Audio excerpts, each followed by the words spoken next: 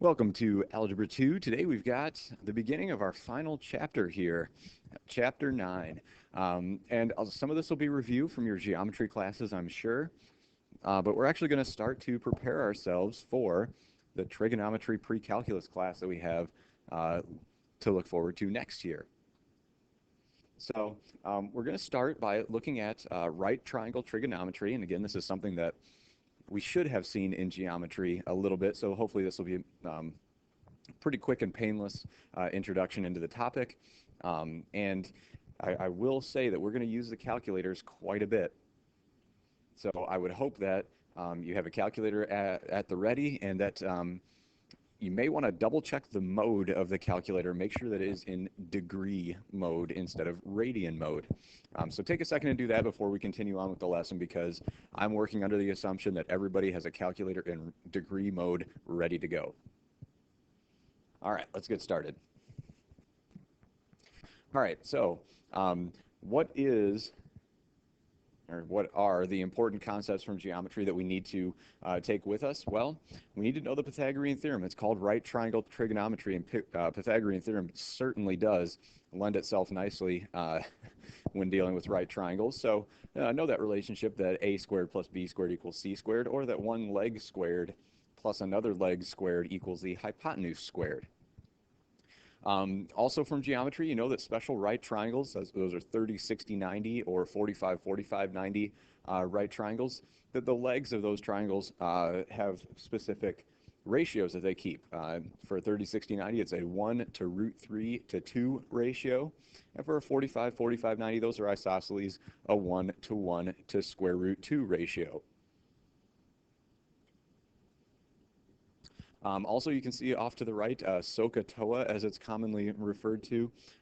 These basic trig functions of sine, cosine, and tangent are actually ratios, when we're looking from a specific angle in a triangle, of the opposite, adjacent, and hypotenuse measures. So sine is opposite over hypotenuse, cosine adjacent over hypotenuse, and tangent opposite over adjacent.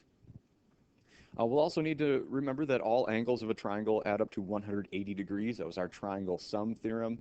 And then lastly, the terminology to solve a triangle, it means find the measures of all the angles and sides in that triangle.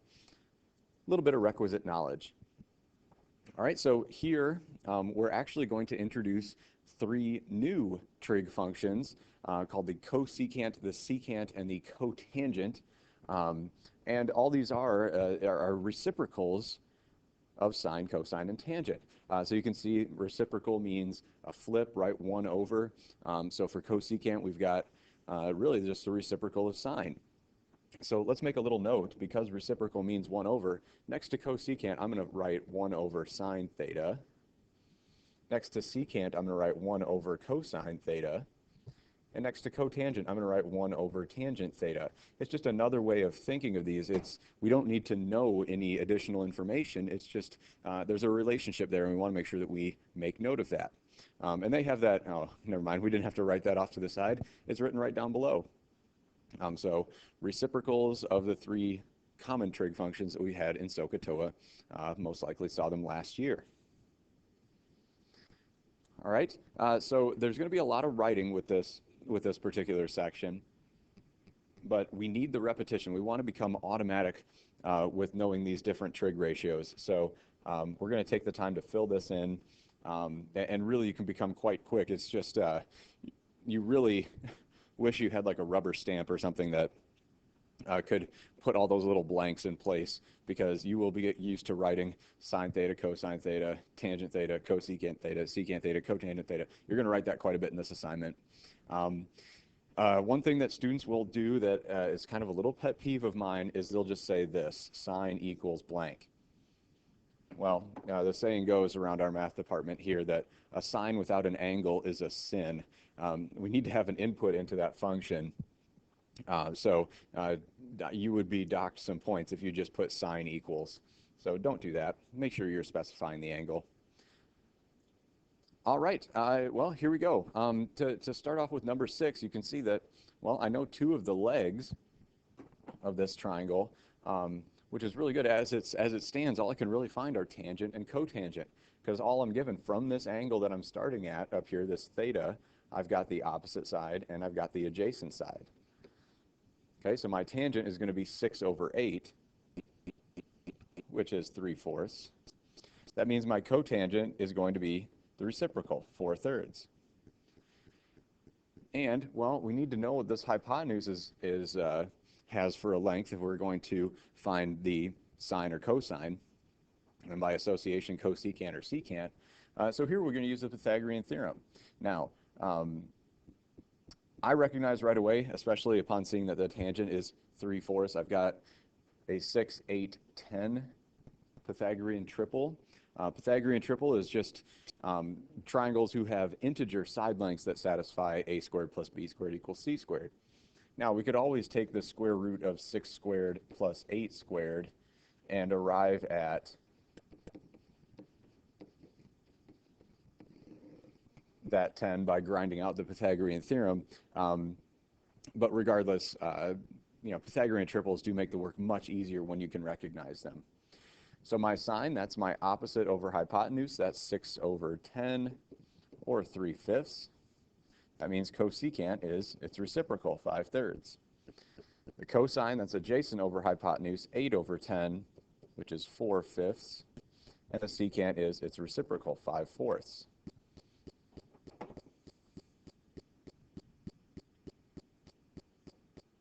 Now, this is how these functions work. We are inputting an angle into a function, and the output is a ratio. That's something that we're going to want to set up quite a bit as we move through this chapter. Just basic functions, how do they work, inputs and outputs. For problem number 8, well, I kind of want to be as efficient as possible here, so I'm going to use Pythagorean theorem to find this missing leg of the triangle. I do know that 3 is my opposite side and 9 is the hypotenuse there. So to find this missing leg, well, I just want the square root of 9 squared minus 3 squared. That's the square root of 81 minus 9, which is square root of 72, which is 6√2. If we simplify that radical with a factor tree.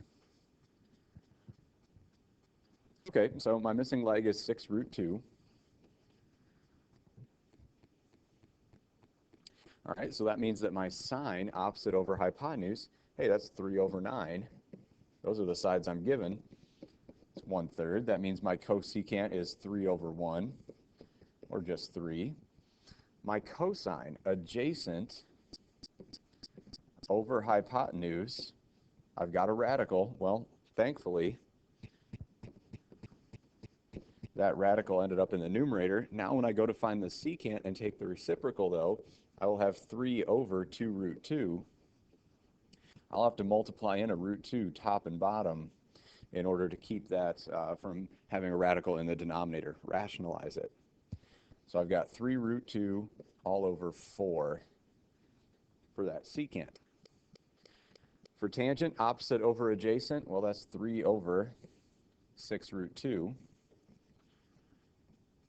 And if we simplify, that's 1 over 2√2. And if we rationalize, we'll get √2 over 4. For cotangent, we're going to take the reciprocal, and I'm going to take the reciprocal right here. Those fractions down there are all equivalent.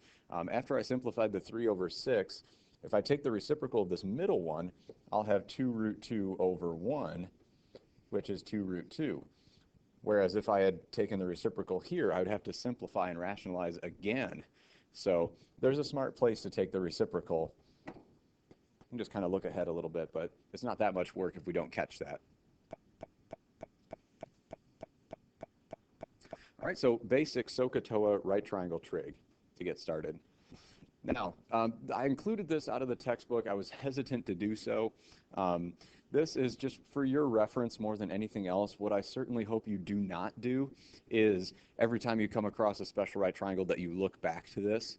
I think that you will start to recognize a lot of these values as you go through the problem-solving process, and I hope you would discover the patterns on your own as opposed to simply looking in here to find the answer. You're not going to get anything out of that. So make it quality practice when you're going about your hope you have that for reference. Okay, for our second example now, they're mentioning some right triangle and we see no right triangle on screen. So this is something where you're going to have to construct it yourself and kind of piece together. It's kind of like CSI. You're going to have to take the clues that they're giving you and kind of piece together the situations they're talking about. All right, so let's see. We've got some right triangle. Okay, let theta be one of the acute angles of that right triangle. Okay, we were told that tangent, that's opposite over adjacent, is 7 over 11, and that cosecant is root 170 over 7. Well, let's think. Cosecant theta, that's the reciprocal of sine. So that means that my hypotenuse over my opposite is at root 170 over 7. So the hypotenuse is root 170, and let's just make sure there wasn't any simplifying that they did when they found that fraction, over 7. Yeah, we already had a 7 in place for our opposite side. We're good. Okay, so now instead of Pythagorean theorem, we were able to do that, which is really, really nice. Well, we have cosecant, we don't have sine. That's 7 over root 170, which would be 7 root 170 over a regular 170 if we rationalize the denominator. Okay, we do not have cosine.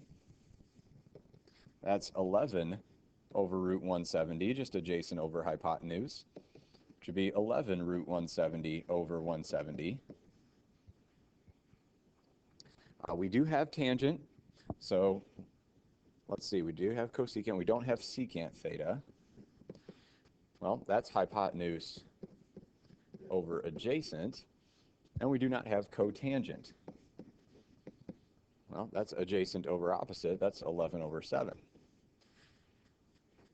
Okay, and you can tell just kind of by force of habit, I'd like to arrange them like my top row would be sine, and if I needed cosecant, it would be over here. And then I have my next row with cosine and secant, and then the final row, I would have tangent here if I needed to find it. I don't know, having some type of visual grid is sometimes helpful. I've also had students just make a list.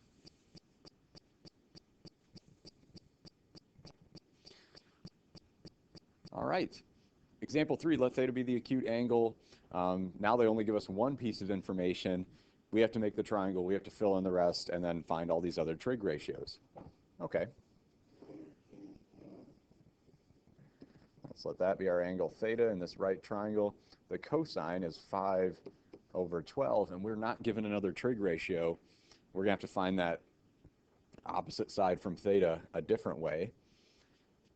Well, again, when we're trying to find a missing side, that's where Pythagorean theorem is the answer.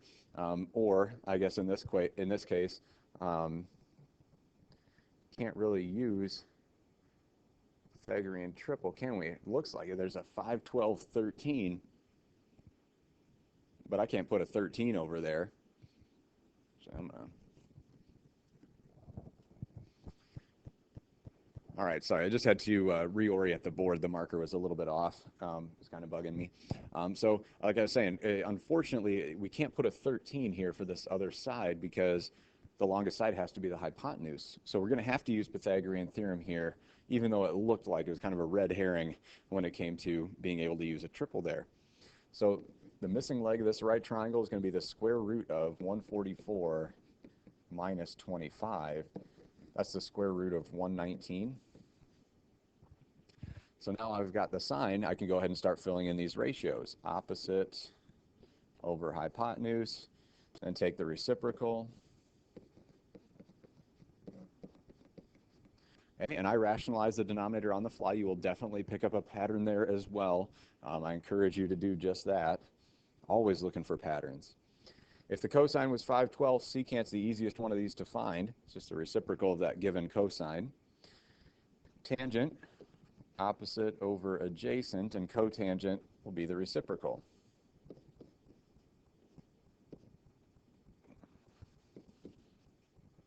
There we go. Number 18, here's one of similar stature. The cotangent. Now, that's adjacent over opposite. And if we use Pythagorean theorem, that's the square root of 121 plus 256. That's the square root of 377. All right, so my sine opposite over hypotenuse. Ooh, let's go ahead and rationalize that while we can.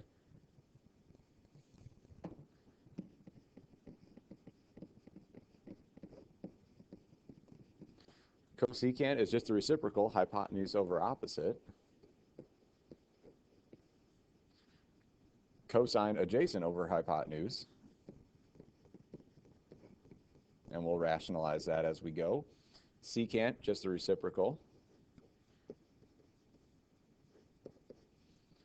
And then tangent, easiest one on this problem is just take the reciprocal of what we're given, 11 over 16, opposite over adjacent.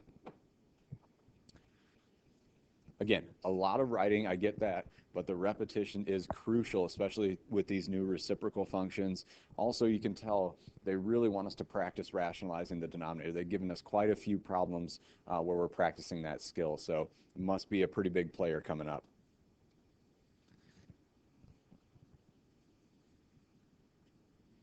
All right, our next task is, if we're trying to find a missing side or angle measure in a right triangle, well, we've got a couple different cases. We've got one case where it's a special right triangle, as you see in 22 and 26, and then I've also added in some additional problems where, what if it's not a special right triangle? How can we use trig to answer that question? So let's start with number 22. We catch right away, hopefully, that this is a 60-degree angle, so it's a special right triangle. That means that I've got I call them small, medium, and large, a small leg, a medium leg, and then the largest side is going to be the hypotenuse.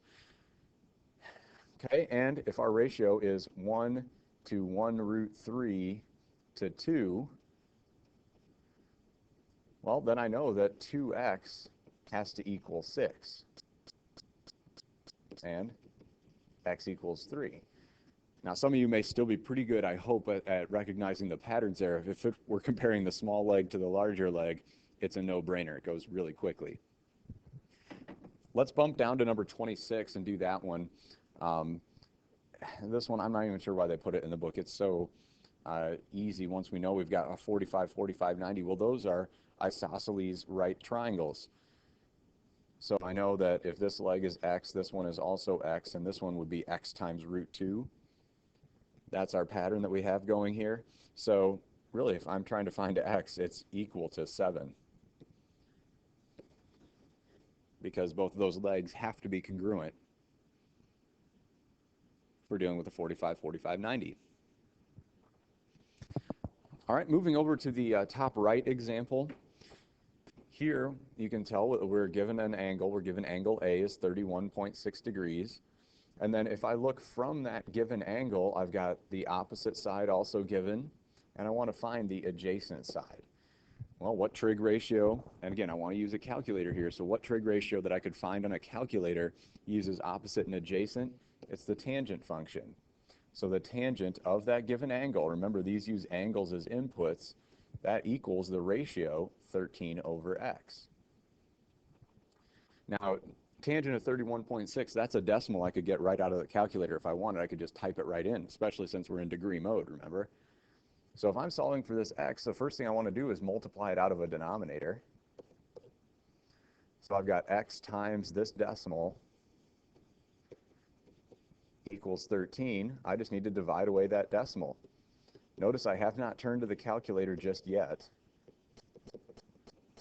because I don't want to round in the middle of the problem and affect my answer. So on the right, now you can see what I'm going to type into the calculator. It's 13 divided by the tangent of 31.6. And be sure I close the parentheses on the tangent. I don't want the calculator to make some order of operations mistake. And I get 21.13. Okay, it's not an angle, so I do not need a degree label or anything like that. And let's just see if that makes sense in the problem. Well, it certainly does look like this diagram, which is drawn to scale. that x is a longer side, not by much, but it's longer than that 13, maybe 1.5 times. And yeah, sure enough, that's what that 21 is as an answer. So it makes sense. All right, for the bottom right-hand example now, we're given angle B is 48 degrees. If I'm looking from angle B, well, I know the hypotenuse is 9, and I know that my adjacent side is the one I'm looking for. That's x. Well, I know that the cosine of a given angle, in this case 48 degrees, that equals adjacent over hypotenuse. Now to solve for x, I just multiply both sides by 9. So that's what I'm going to type into my calculator, 9 times cosine 48. And I get an answer of 6.02.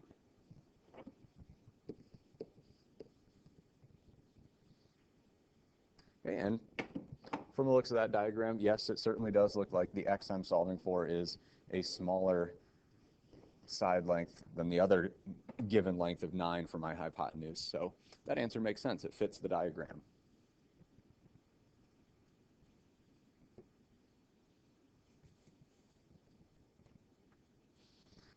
All right, again, kind of a silly example. This is just kind of checking to make sure our calculators are all working properly. Tangent of 31, we want to round this to 4 decimal places. I get 0.6009. For sine of 23, I get 0.3907. And then for secant 11, there's no secant key on the calculator. So I'm going to have to type in 1 divided by, and then in parentheses, cosine 11,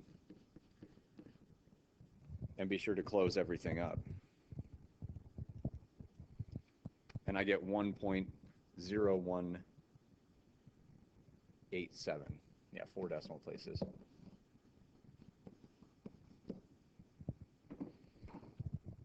Okay, so some other skills they want us to practice: using the calculator to find reciprocal ratios. Make sure that we're in degree mode, I'm sure. Yeah, and kind of set us up for future calculator work. And lastly, trigonometry, especially right triangle trigonometry, plays a huge role in the real world because it allows us to use little angle measurements to calculate really huge distances. So here we've got the Katoomba Scenic Railway in Australia. It's the steepest railway in the world, pretty much a roller coaster, it sounds like. The railway makes an angle of about 52 degrees with the ground. The railway extends horizontally about 458 feet. What is the height of the railway? Okay, so here we've got this railway making a 52-degree angle with the ground. It extends horizontally 458 feet. We want to know what's the height of the railway. So we set up a situation very similar to what we just saw in the last, or 2 slides ago. Now we have to use that calculator to solve a real-world situation.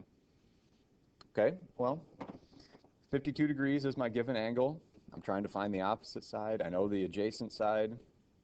So opposite and adjacent is screaming tangent function at me. So tangent 52 degrees is going to be x over 458. We'll multiply both sides by 458 to finish solving for x. And the calculator can do that work. 458 times tangent 52. Type that in, I get 586.2.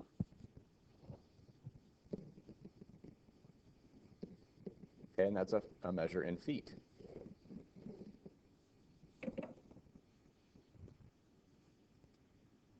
Obviously, we want to remain conscious of any labels that they use. All right, that does it. Kind of a longer lesson, yeah, but hopefully a lot of review. So as you're seeing these examples and going through these examples, a lot of this knowledge is coming back to you, and it's making sense as we move on, because we're definitely going to look at these sine, cosine, tangents, and their reciprocals. We're going to look at them in a little bit different light towards the end of the chapter, so we want to start to see them as functions, not just fractions.